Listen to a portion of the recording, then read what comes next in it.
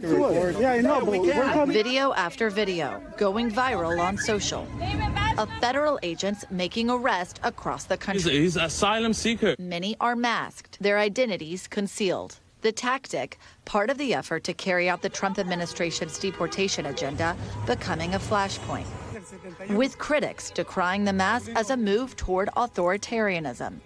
Donald Trump's modern-day Gestapo is scooping folks up off the streets. They're in unmarked vans, wearing masks, being shipped off to foreign torture dungeons. And supporters rushing to shield agents' identities from public view and viral videos. agents who wear masks protect themselves and their families. So is it new for agents to conceal their identities in this way while making arrests? Two former senior ICE officials telling NBC News wearing masks to arrest immigrants is unprecedented, especially when agents are not arresting violent criminals. And it's not just online outrage. Groups ranging from the New York Bar Association to the Cato Institute sounding the alarm over the practice. One Democrat in the blue state of California, the epicenter of the immigration debate right now, trying to change it. Well, we have a really bad situation happening now in California. State Senator Scott Wiener introducing a bill aiming to ban law enforcement from hiding their faces when on duty. We see people who we think are ICE agents basically wearing masks that are almost like ski masks, like the kind of masks you would expect someone to wear when they're robbing a liquor store. We don't know if they're actually federal agents or local police or just vigilantes, and it's creating just an atmosphere of terror in the community. The Department of Homeland Security firing back, telling NBC News the masks protect agents from being targeted by gangs, adding that assaults on ICE agents are up nearly 700%. But they did not provide raw numbers. They also said in a press release that repeated vilification and demonization of ICE from Democrats is contributing to the surge. The California bill potentially opening the door to a longer legal battle over whether states can mandate the actions of federal law enforcement. The critical question is, are these masks part of some operational necessity?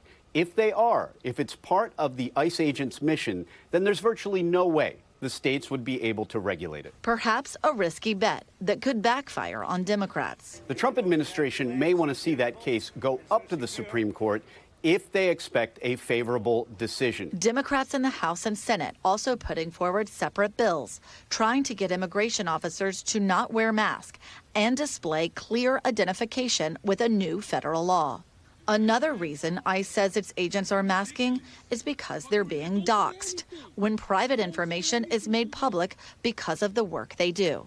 People are out there taking photos of the names, their faces, and posting them online with death threats to their family and themselves. So I'm sorry if people are offended by them wearing masks, but I'm not going to let my officers and agents go out there and put their lives on the line and their family on the line because people don't like what immigration enforcement is. And in Washington, here's Republican Senator Marsha Blackburn. I also introduced legislation that would make it illegal to dox federal immigration officials who are working to protect our communities. Blackburn's new bill, if passed, would punish such doxers with a fine or up to 5 years in jail. The act of publishing somebody's personal information without their consent is not necessarily illegal, but one can lose their First Amendment protections if the intent is to threaten, harm, or harass. And a number of states have enacted anti-doxing laws already. They try to silence us, the louder we will be. An even more challenging free speech issue, masked protesters, often seen as the flip side of masked agents. President Trump calling for masks to be banned at protests just last month. The effort, not new to a post-COVID world. In fact, the International Center for Not-for-Profit Law says at least 18 states already have laws that restrict masks. Many on the books for decades, originally passed as a response to the Ku Klux Klan, which terrorized its victims anonymously. But such laws, rarely enforced, haven't been directly addressed by the Supreme Court. If states prohibit specific protesters, especially based on the content of their speech and their protests, then you start getting into constitutional problems. Unresolved constitutional problems surrounding anonymous protest and concealed law enforcement now playing out in the streets of America.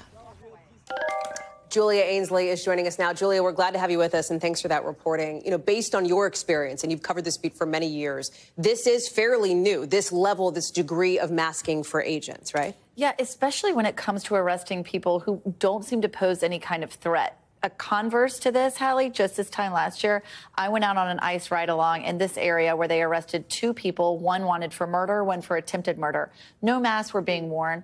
All the agents had ice across their vest, very much able to identify who they were, and they took those people into custody without incident. ICE says that they need to mask because of the increase in assault, but conversely, what we're hearing from Democrats now is they think those assaults might be up because people don't know who it is that's arresting them, and it's their instinct to fight back. Julia Ainsley, thanks so much for bringing that story to us tonight. Appreciate it. We thank you for watching. And remember, stay updated on breaking news and top stories on the NBC News app or watch live on our YouTube channel.